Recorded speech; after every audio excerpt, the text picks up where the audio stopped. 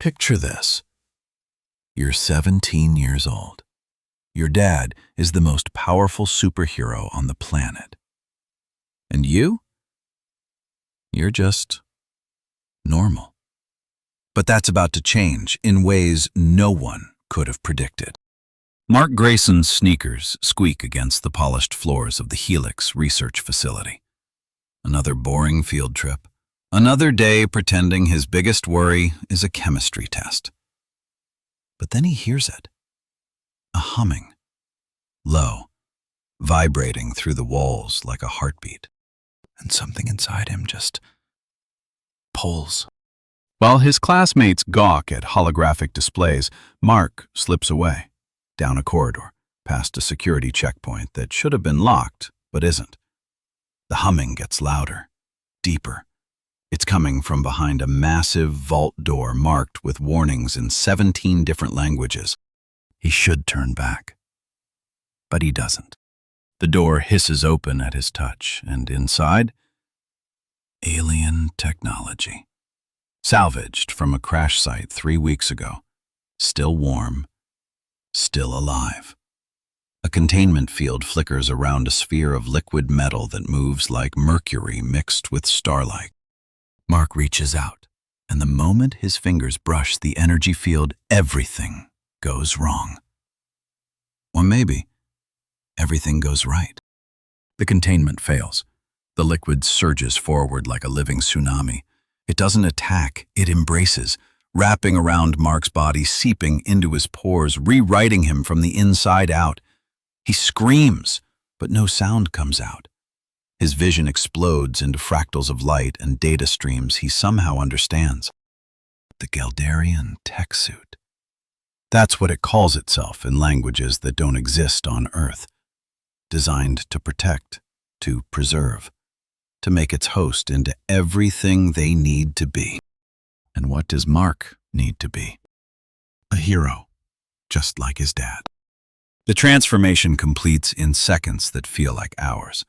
Mark hits the ground gasping, but when he looks down at his hands, they're covered in a second skin of silvery armor that shifts and flows with his thoughts. He thinks about flying, and suddenly, he's 3 feet off the ground. He imagines being strong, and the metal responds, hardening, amplifying. Security alarms shriek, guards rush in, but Mark? He's already gone. Phasing through walls like they're mist, moving faster than thought. The suit knows how to hide, how to blend, how to make everyone forget they saw anything. By the time he rejoins his class, he's just another teenager in a hoodie. Heart hammering, mind racing. Completely changed. That evening, the Grayson house feels different, smaller. Mark stands in his room and, with a thought, the suit emerges, flowing over his skin like liquid moonlight. He punches the air and the shockwave cracks his window. "Mark?" His father's voice from downstairs. "Everything okay up there?" Mark's breath catches. How do you tell Omni-Man that you just became whatever this is? You do it carefully. "Dad," Mark says, standing in the living room as the suit ripples across his body. Something happened today. Watch Nolan's face. Really watch it. For just a fraction of a second, something flashes across those features. Not surprise, not joy. Calculation. But then the mask slides back into place and Omni-Man is smiling. Proud. "That's incredible, son. Show me what you can do." They go to the backyard, Mark demonstrates. Flight that doesn't follow Viltrumite patterns. Strength that comes from technology, not genetics. Energy blasts that shouldn't be possible for someone with Grayson blood. "Fascinating," Nolan says, and his voice is perfectly calibrated. Supportive, encouraging. Wrong. Debbie watches from the kitchen window. She sees what Mark doesn't. The way Nolan's jaw tightens, the way his fists clench when he thinks no one's looking. The distance already growing between father and son. Because here's what Mark doesn't know. Nolan had a plan. Wait for Mark's Viltrumite powers to emerge, train him, mold him, prepare him to help conquer Earth when the time came. But this alien technology that Nolan can't control, can't predict, can't counter, this changes everything. Meanwhile, in a bunker deep beneath the Pentagon, Cecil Stedman watches footage from the Helix facility. He watches it again and again. His good eye narrows as he sees the impossible. A 17-year-old kid bonding with tech that the world's best scientists couldn't even turn on. "Donald," he says without looking away from the screen. "Put a team on the Grayson boy, discreet. I want to know everywhere he goes, everything he does." "You think he's a threat, sir?" Cecil lights a cigarette, takes a long drag. "I think he just became the most interesting person on the planet." That night, Mark lies in bed, the suit retracted but still there, humming beneath his skin. He feels powerful, heroic, special. But he also feels something else, a nagging doubt. These powers, are they really his? Or is he just borrowing them? What happens if the suit decides he's not worthy anymore? What if... No. He pushes the thoughts away. Tomorrow he'll start training. Tomorrow he'll become the hero he's always dreamed of being. Tomorrow, everything begins. But tonight, Nolan stands on the roof, staring at the stars, thinking about Viltrum, about duty, about a son who just became infinitely more complicated. And in space, something stirs. The Galdarian ship that crashed 3 weeks ago, it wasn't alone. Its distress signal has been broadcasting across the cosmos. And now? Now they know exactly where their technology ended up. They know who has it. And they're coming to get it back. But first, Mark has to survive what happens when you mix Viltrumite blood with alien tech. When unstoppable force meets adaptive armor. When a father's expectations collide with a son's dreams. Trust me when I tell you, this is where everything goes absolutely insane. The bank alarm screams through downtown Chicago. Glass explodes outward as 3 masked figures burst through the front entrance. And then everything changes. Because Tech Jacket arrives. Mark Grayson doesn't fly like his father. He doesn't soar majestically through clouds with a cape billowing behind him. No, he tears through the air like liquid mercury given form, his alien suit rippling with energy patterns that shouldn't exist on Earth. When he lands, the concrete doesn't just crack. It liquefies in a perfect circle around his feet. "Nobody move!" one robber shouts, spinning toward him with an assault rifle. Here's where it gets interesting. The bullets never reach Mark. They don't bounce off him like they would off Omni-Man. Instead, the suit, it learns. Each projectile slows mid-air, analyzed, cataloged, then gently dropped to the ground like raindrops. The third robber pulls out some kind of energy weapon, stolen tech from who knows where. The suit adapts instantly, sprouting crystalline structures across Mark's chest that absorb the blast and redirect it skyward. "Please," Mark says, and his voice carries through speakers that make it sound almost alien. "Just put the weapons down. I don't want to." They don't listen. They never do. What happens next takes exactly 2.3 seconds. Mark phases through the first robber's punch, solidifies behind him, and taps him once on the shoulder. The suit extends tendrils that wrap around the criminal like living rope. The second robber? Mark's hand transforms into something between liquid and solid, stretching 20 feet to disarm him before he can blink. The third tries to run. Big mistake. Mark's suit generates a localized gravity field that pins him to the floor without Mark even looking in his direction. The crowd outside erupts in cheers. "Tech Jacket! Tech Jacket!" They're chanting his name. This name he chose because he couldn't think of anything better.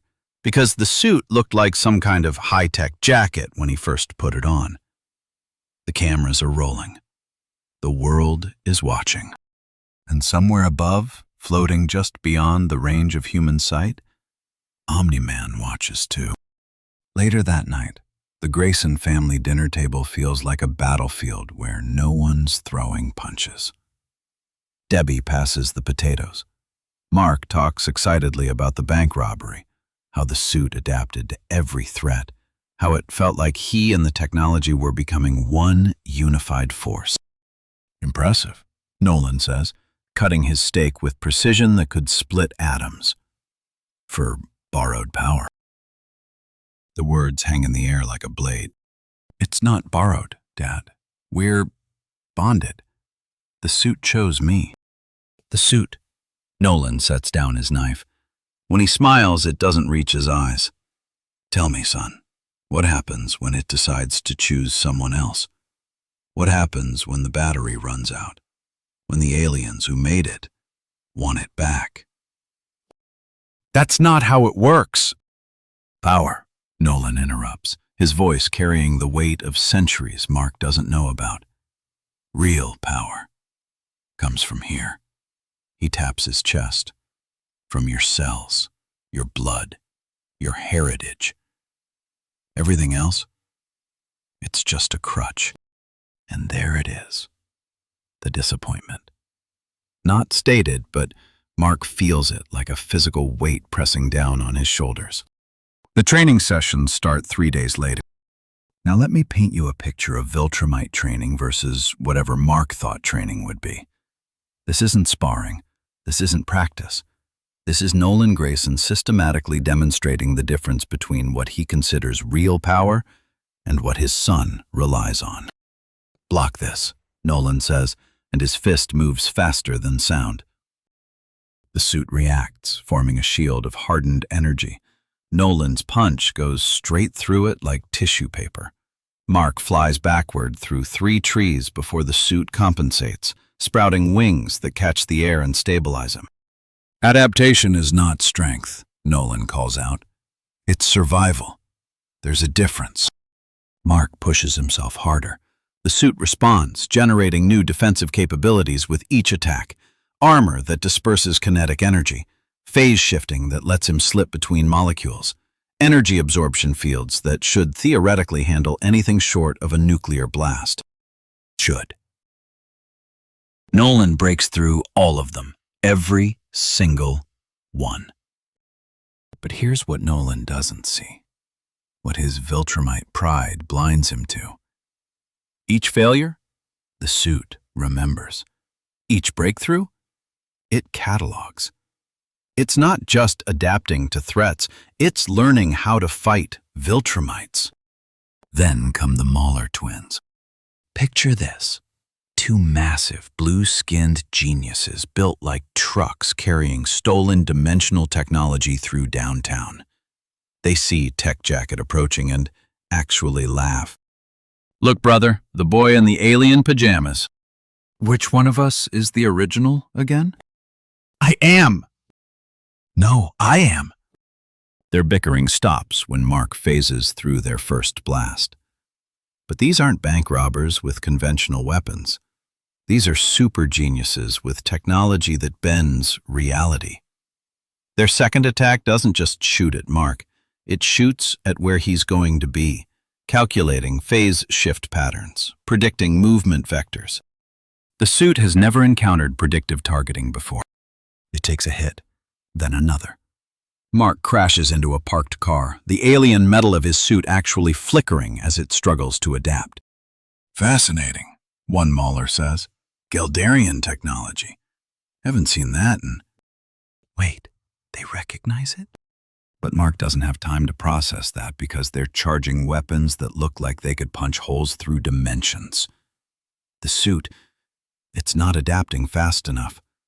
For the first time since he bonded with it, Mark feels genuinely vulnerable. And then?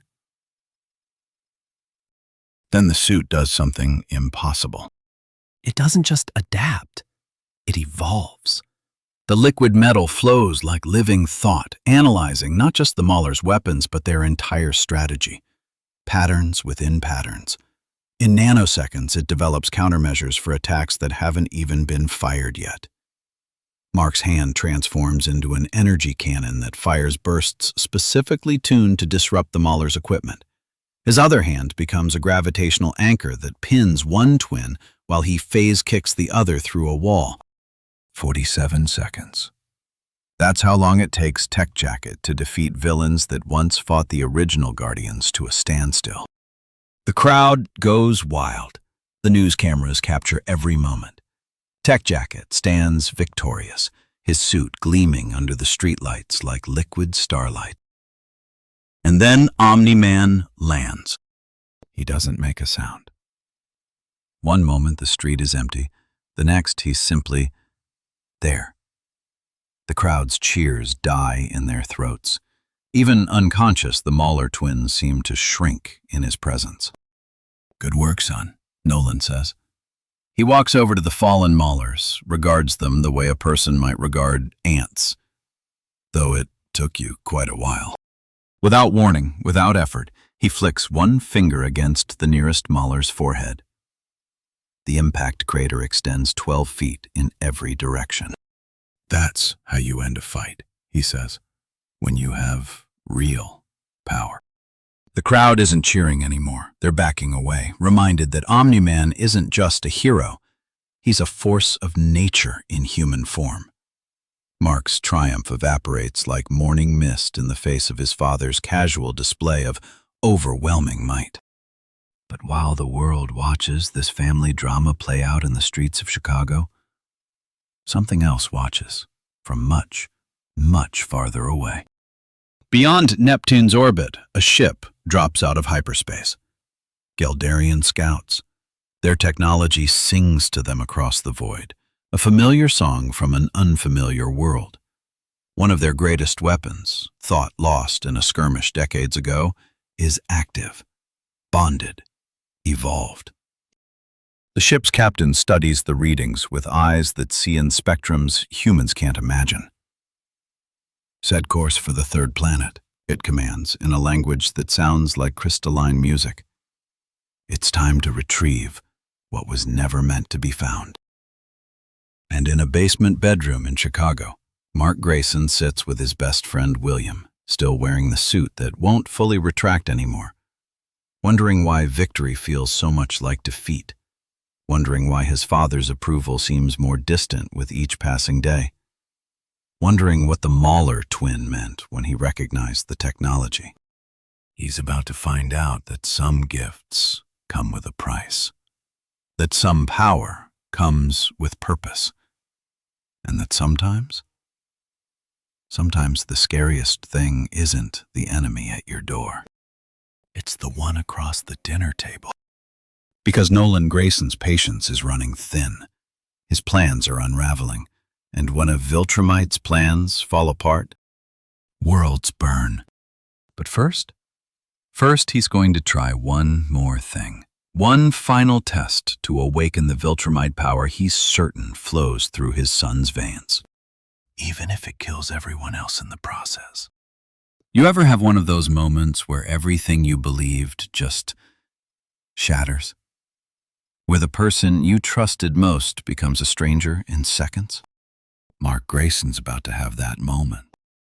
The alert comes through his suit at 11:47 p.m. Priority 1. All Guardians to headquarters. Immediate response required. The Geldarian technology doesn't just receive the message, it analyzes it, cross-references communication patterns, and something's off. The signal didn't originate from Guardian command protocols, it came from inside the building. But Mark doesn't notice. He's too focused on the fact that this is it, his first official Guardian summons. Sure, he's not technically a member, but his suit picked up their frequency. That has to mean something, right? He arrives in 3.7 seconds and walks into hell. Red Rush's blood is already painting the walls. Now I need you to understand something. Mark's brain, it can't process what he's seeing, not at first. Because that figure standing over Darkwing's broken body, that's his father. That's the man who taught him to ride a bike, who carried him on his shoulders, who told him bedtime stories about saving the world, who just snapped War Woman's neck like a twig. Dad? The word comes out small, lost, like a child waking from a nightmare. Nolan turns, and for one heartbeat, one terrible, infinite heartbeat, father and son just stare at each other. Mark's suit is already reacting, threat assessment protocols engaging, defensive systems online. The Galdarian technology doesn't care about family dinners or baseball games. It sees a Viltrumite covered in blood surrounded by corpses. It sees a predator. Mark, Nolan's voice is calm, too calm. You shouldn't be here. What did you... Mark can't finish. Can't make his mouth form the words because Aquarius is trying to crawl away, leaving a trail of water and blood, and his father, his hero, is walking toward him like it's nothing. Like this is just another day. The suit moves before Mark does. Nolan's fist connects with shields that shouldn't exist. Energy barriers layered 7 deep, each one learning from the impact, adapting, evolving. The force that would have caved in Mark's chest instead sends him sliding back 30 feet, his boots carving trenches in the floor. Interesting. Nolan examines his fist. Not hurt, just curious. The suit's protecting you, even from me. Especially from you, Mark whispers. And that's when Martian Man phases through the floor. War Woman. No, wait, she's down, her neck at that impossible angle. But there's another. Green Ghost, translucent and desperate, trying to... Nolan moves. The suit tracks him, barely. Predictive algorithms working overtime. He's heading for Green Ghost, trajectory calculated, impact in 0.3 seconds. Mark intercepts. Not because he wants to, because the suit won't let Nolan kill anyone else. Their collision shakes the entire building. For the first time tonight, Nolan actually has to try. Stand down, son. Each word punctuated by a blow that the suit somehow deflects. You don't understand what's happening here. I understand enough, Mark's voice cracks. The suit's combat assistance is the only thing keeping him alive. Block, counter, adapt, survive. You killed them! You killed the Guardians! They were going to get in the way. Nolan says it like he's explaining why he threw out expired milk. Just practical. That's what breaks Mark. Not the violence. The casualness of it. Martian Man hits Nolan from behind, psychic attack combined with shape-shifted sledgehammer fists. Aquarius, somehow still fighting, pulls moisture from the air, from the blood on the floor, forming spears of ice. The 3 survivors, Mark, Martian Man, and the dying King of Atlantis, they give everything they have. It's not enough. It's never enough against Omni-Man. But here's the thing about the tech jacket. Every hit it takes, every attack pattern it observes, it's learning. When Nolan grabs Mark by the throat, the suit doesn't just resist, it remembers. Catalogs the exact pressure points, the specific way Viltrumite fingers seek to crush windpipes. You're making this harder than it needs to be. Nolan's grip tightens. The suit responds with localized force fields, buying precious seconds. I didn't want you to see this, not yet. Martian Man screams. Nolan's free hand has found his skull. Aquarius makes one last desperate attack, a tsunami of blood and water that... Nolan kills them both. Quick, efficient, while still holding his son. Why? Mark's crying now, can't help it. The suit's keeping him alive, but it can't protect his heart. Why, Dad? For just a moment, Blink, and you'd miss it. Something flickers across Nolan's face. Regret? Pain? But then it's gone, replaced by that terrible calm. Because I'm not your father, Mark. I'm Viltrum's soldier, always have been. He pulls Mark close, and for a second Mark thinks this is it. This is how he dies, in his father's arms. But you're my son, so I'm giving you one chance. Join me. Let me explain everything, or what? You'll kill me too? The silence stretches between them. Father and son, hero and monster. And in that silence, Mark hears something. Police sirens, military vehicles. The suit's been transmitting everything, recording every word, every murder. Cecil knows. Nolan hears it too. His grip loosens just a fraction, just enough. The suit reacts instantly. Maximum thrust. Mark rockets backward, through walls, through ceilings, putting distance between them. Mark! Nolan's roar shakes the building, but he doesn't pursue. Can't. Not with the world about to witness what he's done. Not with his perfect cover blown to pieces. Mark hovers in the night sky, watching helicopters converge on the Guardian headquarters. His suit's systems are cataloging everything. Evidence.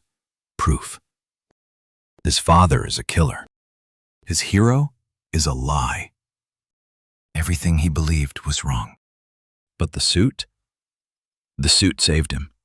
This alien technology he found by accident that his father dismissed as borrowed power? It's the only reason he's alive. Down below, Nolan emerges from the building. Even from here, Mark can see him clearly. The suit enhances his vision. His father looks up, finds him instantly among the stars, and smiles. Not a warm smile. Not the smile Mark remembers from birthday parties and baseball games. This is something else. Something that says, this isn't over. Then Omni-Man disappears into the night, leaving behind 7 corpses and 1 shattered sun. The suit's AI speaks for the first time, a gentle pulse of information directly to Mark's brain. It's been analyzing the combat data, learning, adapting.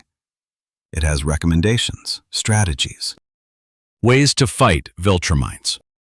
Ways to fight his father. Mark floats there, tears freezing on his face in the high altitude. The world below is about to change. The greatest hero on Earth just revealed himself as humanity's greatest threat. And Mark? Mark's the only one who might be able to stop him. If he can figure out how to use this alien technology. If he can become strong enough. If he can do what needs to be done. If he can kill his own father. But first he needs allies, real ones. Because the suit's sending him another signal now. The Geldarians? They're already on their way. The smoke hasn't even cleared from Guardian headquarters when the shadows start moving. Mark's hovering there, still processing what just happened. His father, Earth's greatest hero, just murdered 7 people in cold blood when a voice cuts through the night. Mark Grayson. Cecil Stedman steps out of nowhere. Literally. 1 second, empty air. The next, he's standing on the rooftop like he's been there all along. The head of the Global Defense Agency. The man who runs Earth's superhero operations from the shadows. And he's looking at Mark with those calculating eyes that miss nothing. Or should I say, tech jacket. Mark's heart stops.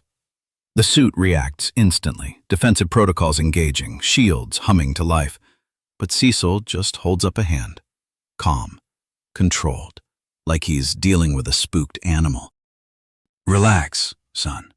If I wanted to expose you, we wouldn't be having this conversation. He lights a cigarette, the ember glowing in the darkness. Besides, after what just happened down there, we've got bigger problems. The suit's recordings. Cecil wants them, all of them, every frame of Omni-Man systematically destroying Earth's greatest defenders. And Mark? Mark's still trying to process that his dad, the man who taught him to throw a baseball, who carried him on his shoulders at parades, just committed mass murder. "I know this is hard," Cecil says, and for once, there's something almost human in his voice. "But right now, you're holding evidence of the greatest betrayal in human history. And frankly, you might be our only shot at stopping him." The GDA facility is unlike anything Mark's seen. They teleport straight there. Yeah, Cecil can do that. Into a complex that makes Star Trek look primitive. But what really gets Mark's attention? The walls. Covered in photos. Surveillance footage. His family. Years of it. Mark at 5, falling off his bike. At 10, jumping off the garage roof.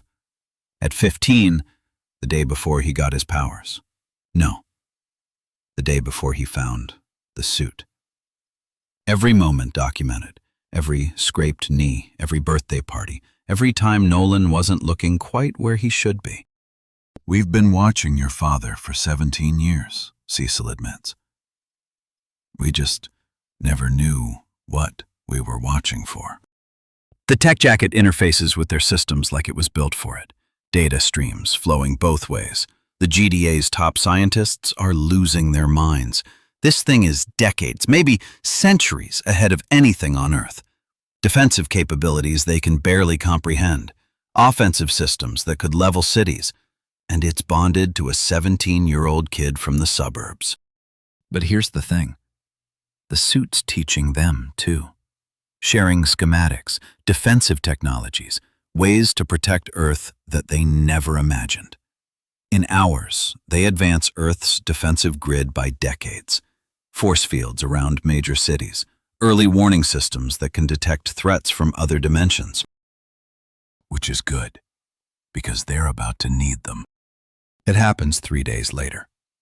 Mark's in the GDA command center working with their tech teams when every alarm goes off at once. The suit reacts before Mark even processes what's happening. Combat systems engaging, that alien voice flooding his mind with tactical data. Ships, massive ones, dropping out of FTL just beyond Earth's atmosphere. The design is unmistakable. The suit recognizes its makers immediately. The Geldarians have come for their property. The lead ship broadcasts on every frequency. The voice is cold, mechanical, nothing like the protective AI in Mark's head. "People of Earth, you harbor stolen technology. The bonding was not authorized. Return our property, and we will leave your world unharmed." Cecil looks at Mark. Mark looks at Cecil. They both know what the Geldarians mean by return. The suit can't be removed without killing its host. "Tell them to get bent," Mark says. And despite everything, his dad's betrayal, the dead guardians, the weight of the world suddenly on his shoulders, there's steel in his voice. The negotiations last exactly 90 seconds. The Geldarians don't recognize Earth's sovereignty, don't care about Mark's rights. The suit is their technology, and they want it back. When Cecil formally refuses, their response is swift. They attack. Extraction pods rain from the sky. Not an invasion, a repossession. They're not here to conquer Earth, just to cut their property out of the human wearing it. Mark launches through the GDA facility's ceiling, the suit repairing the damage behind him as he rockets toward the atmosphere. The first Geldarian he hits doesn't even see him coming. The suit's combat protocols are in full effect now. Not the training wheels version Mark's been using, but the real deal. The kind of power that makes Viltrumites take notice. But there's dozens of them, hundreds. Each one in their own power armor, each one knowing exactly how Mark's suit works. They hit him with disruption fields, gravity wells, neural scramblers designed specifically for their own technology. And that's when Mark feels it. Deep in his chest, that rage that's been building since he watched his father snap War Woman's neck. The fury of betrayal, the pain of everything he's lost. The suit responds. New systems online. Protocols the Geldarians never installed, never intended. The tech jacket isn't just adapting to Mark, it's evolving with him. His emotion, his human unpredictability, it's changing the armor in ways its creators never imagined. Mark doesn't just fight back. He unleashes. Energy blasts that slag entire extraction pods. Speed that makes him a silver blur across the battlefield. And then, the survivors arrive. What's left of the Guardians. Green Ghost phases through Geldarian ships, disrupting their systems.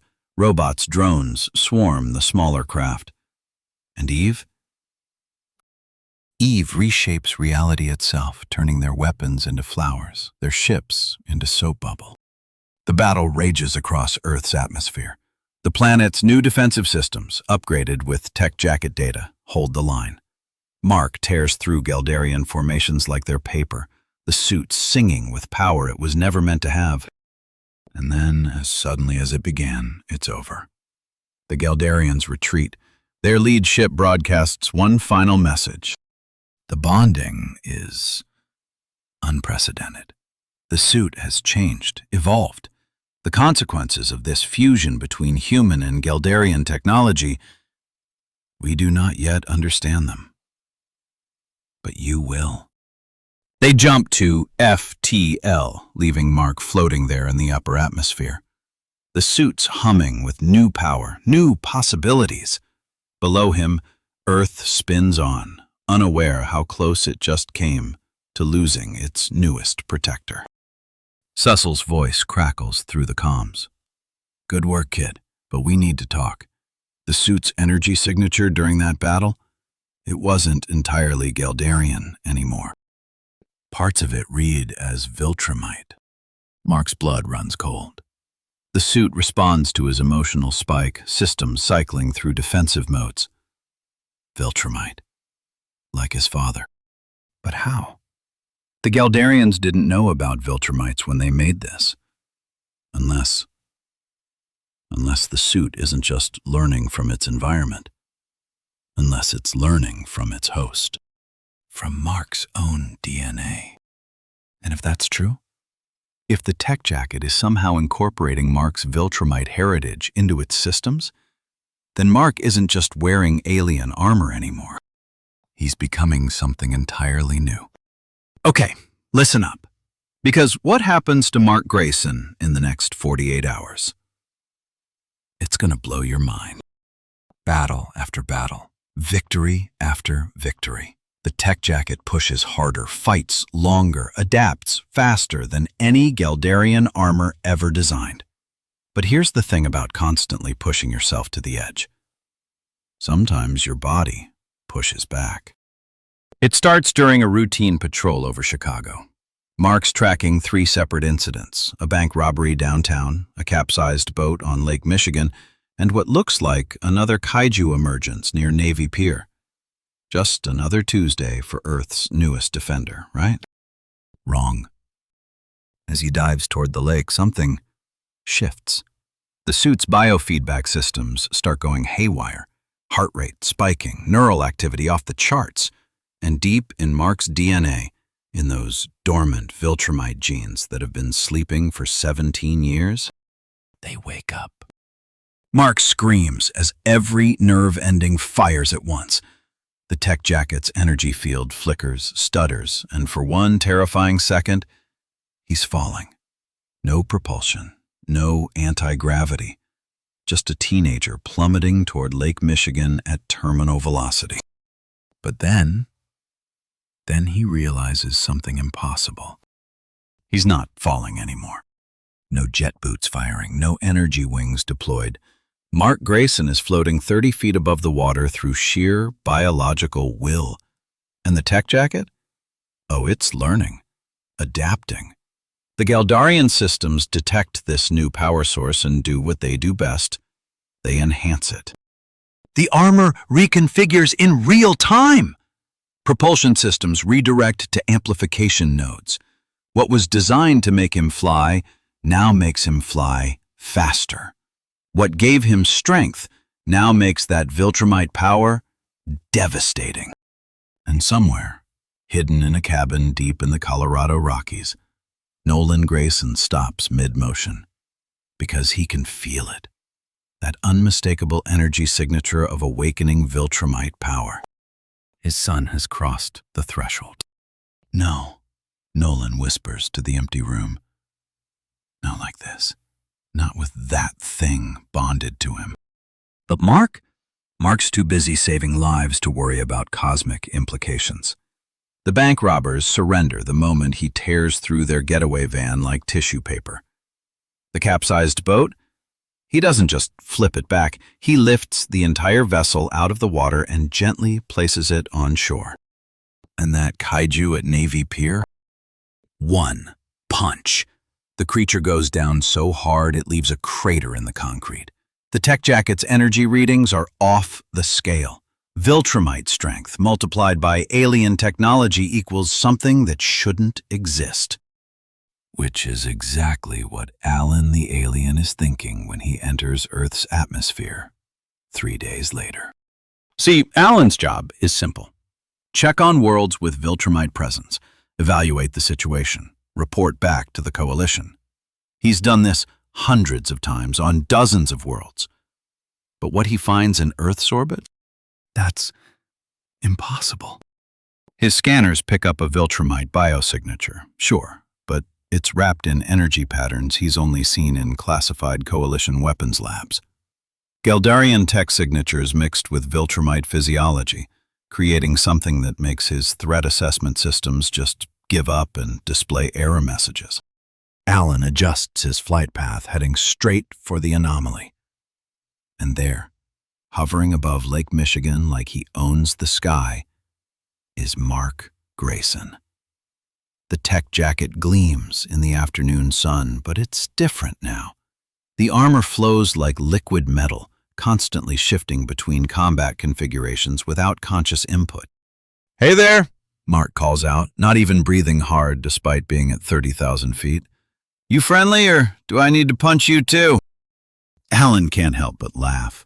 This kid, this hybrid warrior, just asked one of the Coalition's top evaluation officers if he needs punching. "Definitely friendly. Name's Alan. I'm here to... Actually, what are you?" And that's when Mark learns the truth about his father's people, about the Viltrumite Empire, about worlds conquered and civilizations enslaved.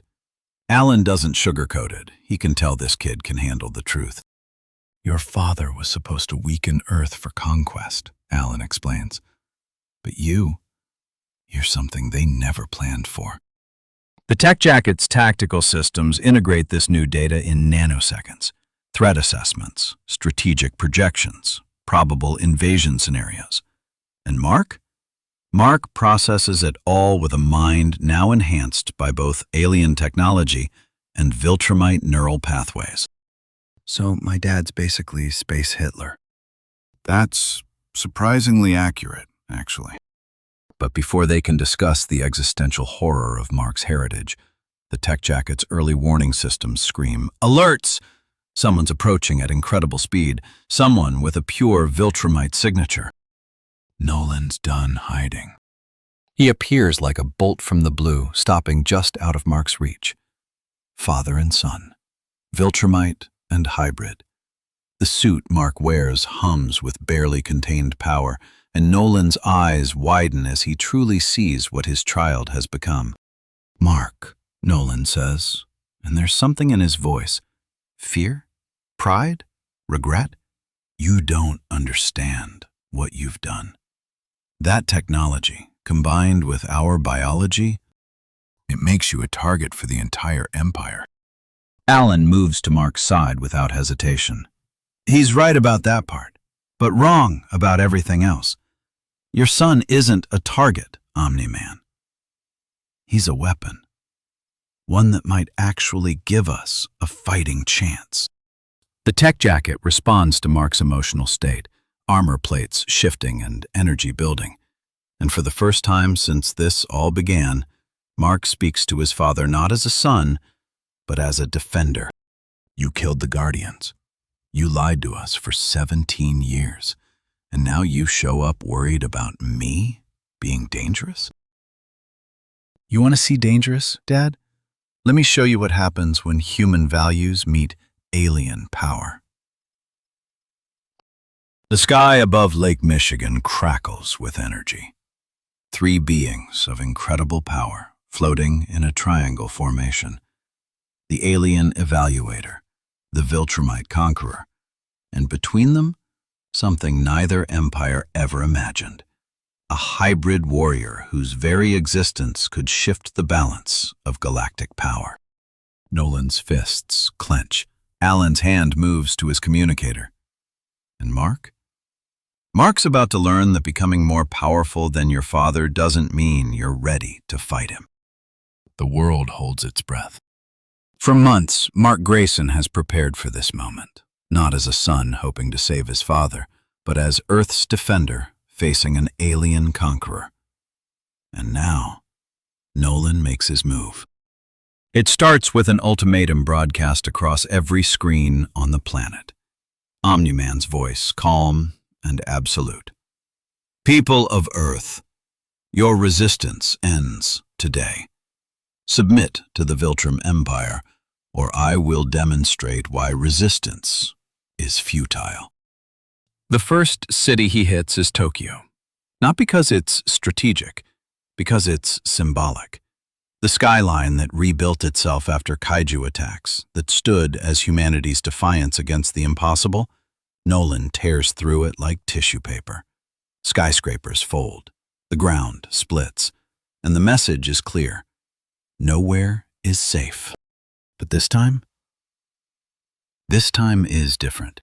Because when Nolan turns from the devastation expecting fear, expecting submission, Mark is already there. The tech jacket gleams in the smoke and dust, its surface rippling with adaptive protocols, learning, evolving, preparing. And Mark's stance? It's not defensive. It's not pleading. It's ready. Hello, Dad. Let's finish this. The first punch comes from Nolan, a strike that once shattered mountains. But the tech jacket reads it, predicts it, and Mark doesn't just block. He redirects, uses his father's momentum against him. Months of training with War Woman and Martian Man have taught him something crucial. Viltrumite arrogance is their weakness. They collide above the Pacific. The shockwave parts clouds for miles. But where their first fight was desperate survival, this is calculated warfare. Every time Nolan strikes, the suit adapts. Every pattern, every tell, every microscopic hesitation. The Geldarian technology feeds it all to Mark's enhanced neurons. And then Mark does something impossible. Something that makes Nolan's eyes widen for the first time in centuries. He generates a hard light construct. Not just any construct. Chains. Chains that wrap around Nolan's arms, that actually hold a Viltrumite. The suit amplifies Mark's emotional state, turning his determination into literal binding force. Months ago, you asked me what I'd have. Mark's voice carries across the destruction. I have an answer now. I'd have a father who chose love over conquest. But since I can't have that, the chains tighten. I'll settle for stopping you. Nolan breaks free, of course. He's had centuries to perfect his power. But something's changed in his eyes. This isn't the son he trained.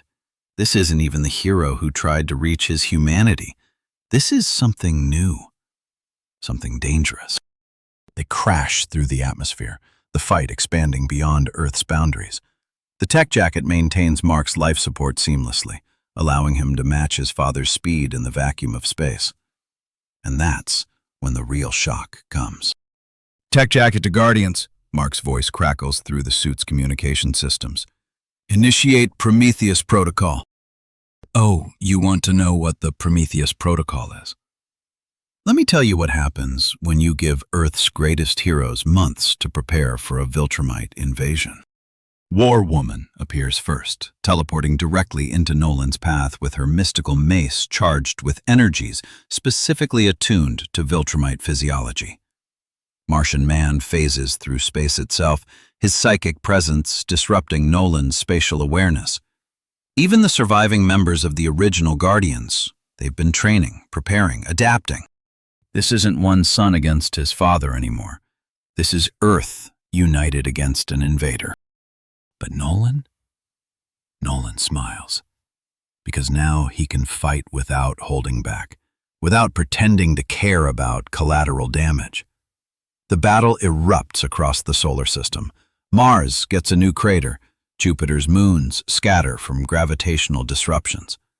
And through it all, Mark keeps pace, the tech jacket evolving in real time, creating new weapons, new defenses, new impossibilities.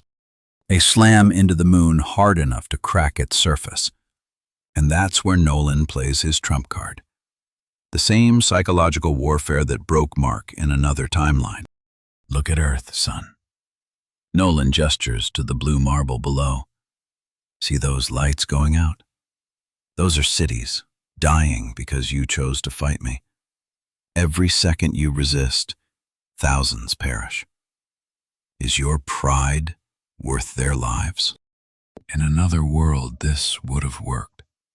In another timeline, Mark would have broken here. But this Mark has had months to prepare his answer. You taught me that power comes from within, Dad. Mark's voice is steady, even as his fists clench. My power comes from protecting people, not conquering them. And those cities? They evacuated hours ago. We knew you'd try this. That's when Nolan realizes. His son hasn't just gotten stronger. He's gotten smarter. The tech jacket flares with new energy. Not just Geldarian tech responding to Viltrumite biology, but something more. Mark's emotional core, his absolute belief in protecting rather than conquering, manifests as pure force. Energy constructs that shouldn't exist. Weapons that can actually wound a Viltrumite. For the first time in his centuries of life, Nolan Grayson faces the possibility of actual defeat. Not by a superior force, not by a cosmic entity, but by his son. By the child he trained, by the hero he created and then tried to destroy. The moon cracks beneath them. Earth watches through every telescope, every satellite, every enhancement the GDA can provide. And in that moment, suspended between worlds, father and son lock eyes. I won't let you hurt them, Mark says simply. You can't stop me, Nolan replies. But for the first time, there's doubt in his voice. They clash one more time. The moon actually shifts in its orbit. The tech jacket screams warnings as it pushes past every safety limit.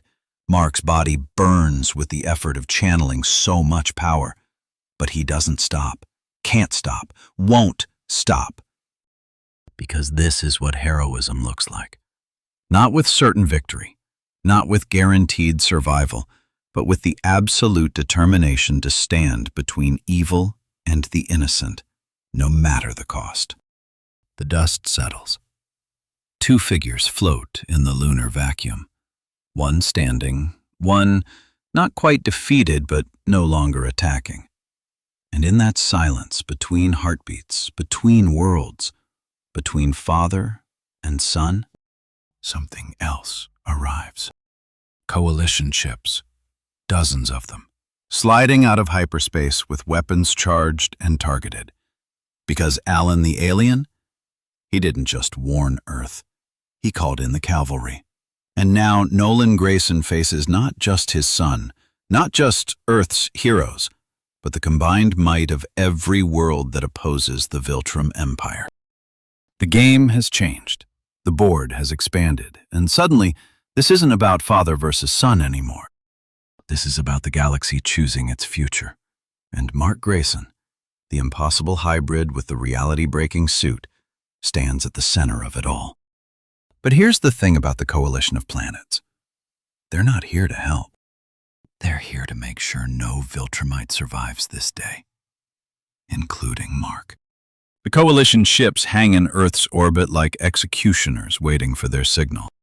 Mark floats between two worlds now, his father behind him, the Coalition armada ahead.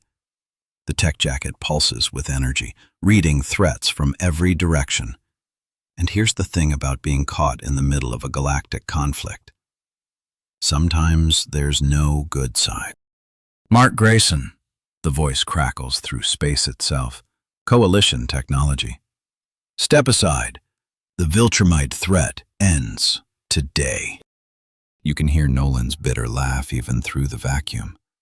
Coalition lapdogs, he spits, always arriving after the real fight. But Mark? Mark doesn't move. Alan! He broadcasts on every frequency, his voice carrying that same determination that just cracked the moon. Alan, I know you're up there. We had a deal! The fleet shifts, weapons charging, energy signatures that could glass continents powering up. They're not here to negotiate. They're here to exterminate. That's when the impossible happens.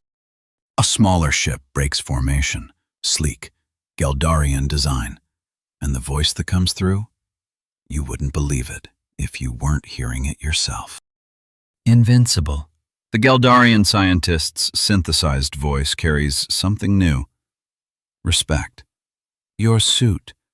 It has evolved beyond our parameters. The Viltrumite tech hybrid, it's unprecedented. Let that sink in. The beings who created the most advanced armor in the galaxy are telling Mark he's made it into something they never imagined. We offer an exchange, the voice continues. Stand with us against the Viltrumite Empire. Let us study the evolution. Together we can create weapons that could... You want to turn me into a weapon? Mark's voice cuts through like a blade. But before anyone can respond, another ship descends.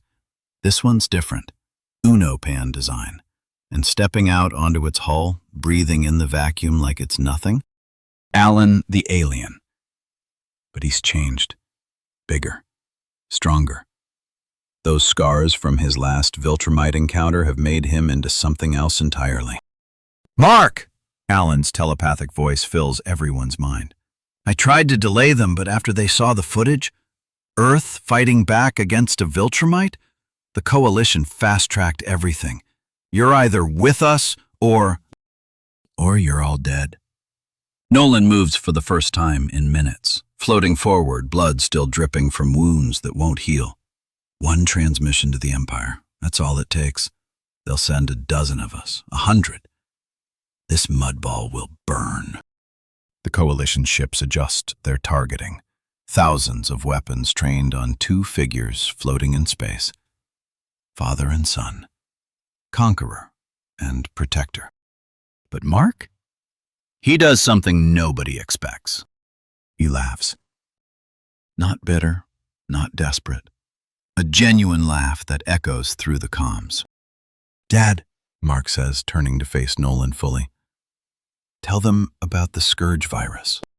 Nolan's eye twitches, just barely. But in a fight between Viltrumites, that's like screaming. Tell them, Mark continues, his voice gaining strength, about how the Empire went from millions to less than 50.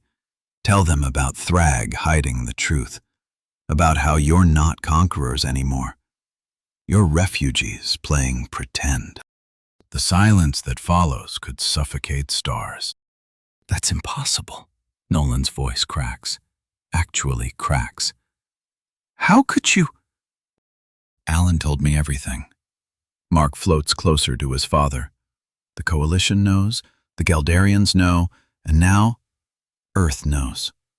You're not an invading force, Dad. You're a dying species clinging to reputation. The tech jacket shifts, responds to Mark's emotion. Hard light constructs spiral around him. Not weapons, but data. Holographic displays showing Viltrumite weaknesses, population estimates, battle strategy. The specific frequency that disrupts your inner ear, Mark lists, each word a hammer blow. The Klaxis plant toxin that inhibits your healing. The fact that crossbreeds, like me, we're not weaker. We're immune to the scourge. Nolan lunges. But he's not attacking Mark. He's going for Alan, the last witness who could verify. The tech jacket explodes into action. Mark intercepts his father mid-flight, constructs wrapping around Nolan's limbs. They crash into a coalition ship's hull, metal, screaming. "It's over, Dad!" Mark pins him down, the suit adapting, growing stronger with each second. "The Empire you're protecting doesn't exist anymore." Nolan looks up at his son, and for the first time since this started, you see fear. Real, genuine fear. "You don't understand," Nolan whispers. "If they think we're weak, if the galaxy knows we can be beaten, then maybe," Mark says, his voice softer now, "you'll have to try something other than conquest." The Galdarian ship moves closer. "The offer stands, Invincible. Your suit's evolution combined with our technology, we could create defenses against any Viltrumite assault. You could be..." "I am what I choose to be." Mark stands, letting his father go. "Not your weapon, not the Coalition's enforcer, not Earth's conqueror. I'm invincible. And that means protecting everyone, even from each other." Alan floats down, landing near them. "Mark, you can't play neutral in this. The Coalition..." "The Coalition just watched me take down the strongest Viltrumite they've ever faced." Mark's suit flares, power radiating. "And I did it without killing him. Without becoming him. Maybe it's time you all tried that approach." The standoff stretches. Earth below, Coalition above. 2 Viltrumites between them. Then Nolan speaks. Quiet. Broken. "The Empire will come. Not today, not tomorrow, but they'll come. And when they do," he looks at Mark, "that suit won't be enough. Then I'll be stronger." Mark helps his father stand. "We'll be ready." "We?"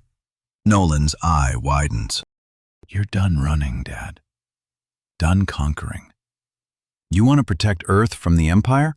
Mark gestures to the Coalition ships. "Then help us prepare. Your knowledge, their technology, our determination." The Coalition vessels power down their weapons, one by one, a decision being made in real time. Alan steps forward. "This is unprecedented.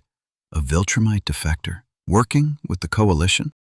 "Not defector," Mark corrects. "Protector. Earth just gained its second one." You want to know the moment everything changed? It wasn't the fight, wasn't the revelations. It was Nolan's next words. "The Empire has weaknesses, strategies, hidden supply caches." He looks at the Coalition ships, then back at Mark. "I'll tell you everything, but only if you let me stay. Let me earn the title I stole." The tech jacket responds to Mark's emotions, glowing brighter. Hope. Actual hope. "Alan," Mark broadcasts to the fleet, "tell the Coalition Earth just became their strongest ally, and we're going to need every advantage. Because we're not just defending one planet anymore." The Galdarian ship extends a docking bridge, an invitation, an alliance. We're going to free them all. But here's what nobody realizes yet.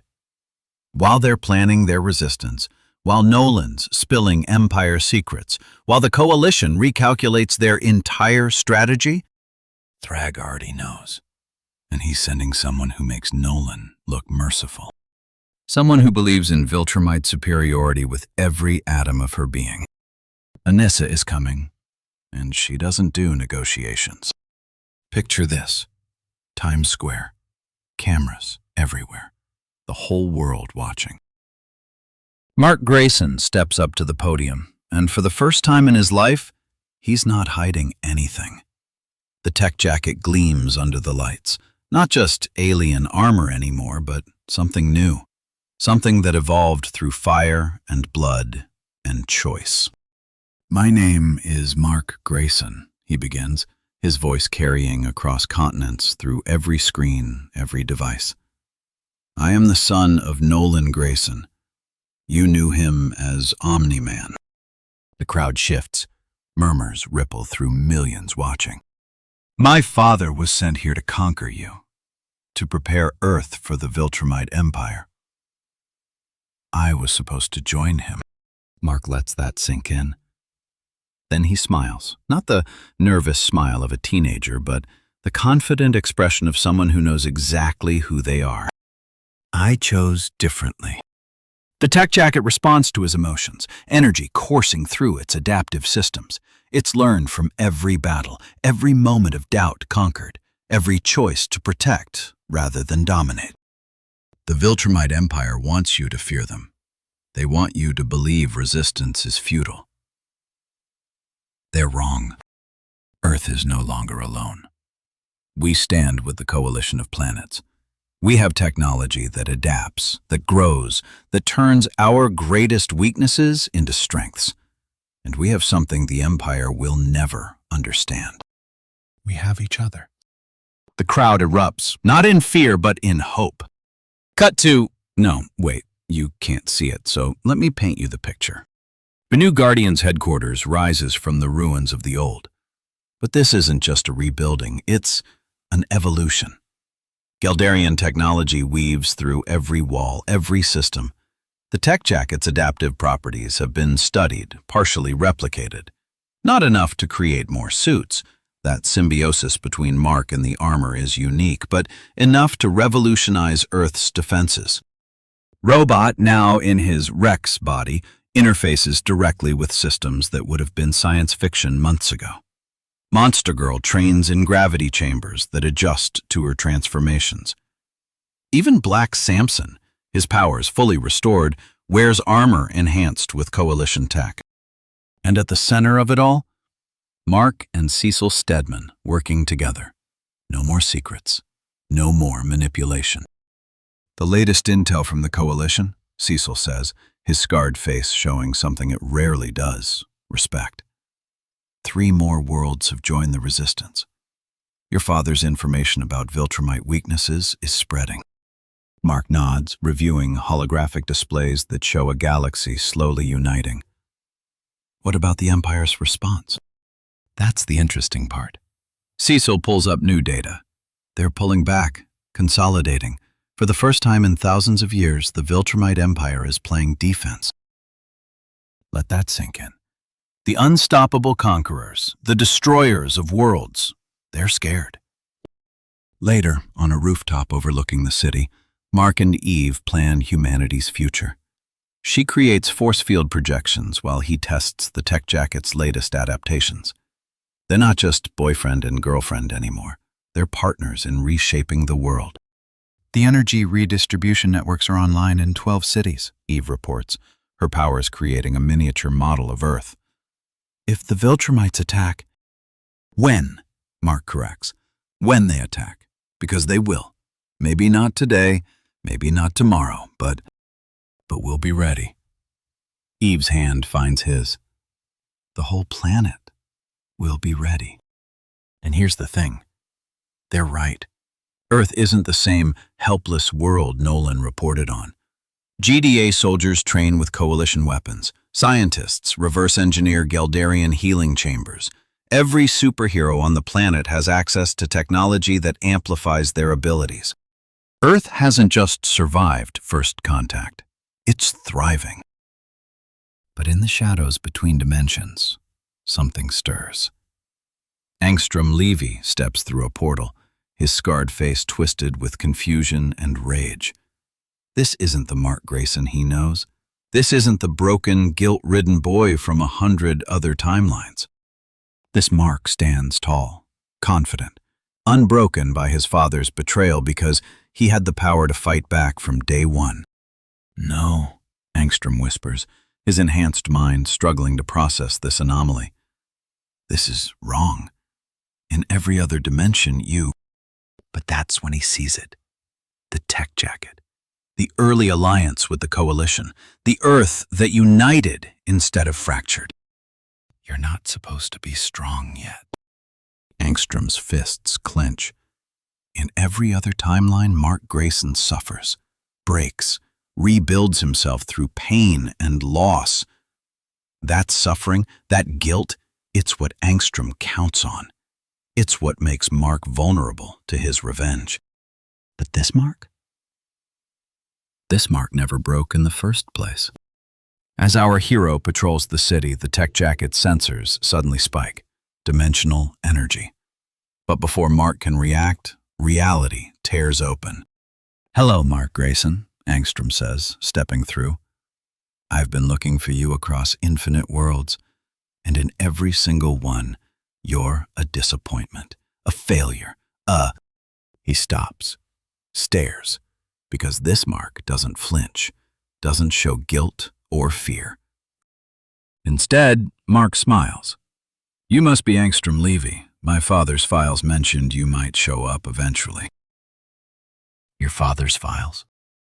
Oh yeah, see, in this timeline, Mark's tech jacket begins to glow. My dad and I had a very different conversation. And Earth?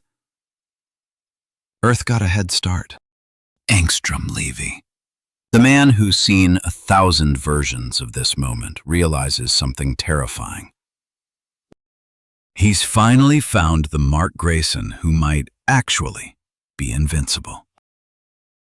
But here's what neither of them knows yet. While they face off in the skies above Chicago, something else watches from the space between spaces.